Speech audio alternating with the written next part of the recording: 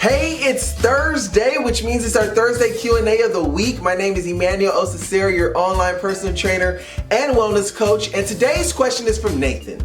And he asks, do resistance bands offer any advantages over regular weights? Great question. The first thing that comes to mind is that resistance bands are mobile, right? You can take them wherever you go, whether you're traveling or moving or relocating or whatever, and it's kind of like your gym on the go. The second benefit is, as we get older, we don't want to use heavier weights to put more stress and strain on our joints. We actually want to do the exact opposite, which is using lighter, something more flexible, something more mobile, that we can get a good pump, high repetition, without all the added strains of lifting heavy weights. And this actually ties into benefit number 3, because using high repetitions with resistance bands are ultimately going to help us to develop lean muscle. And lean muscle is great for eliminating fat, and it's also good with functional activities that we do every day. And lastly, resistance bands are a nice cost-effective alternative to buying weights. And so these are some of the benefits that come to mind with using resistance bands. I will ultimately say that there's benefits to using both and mix and matching weights with resistance bands.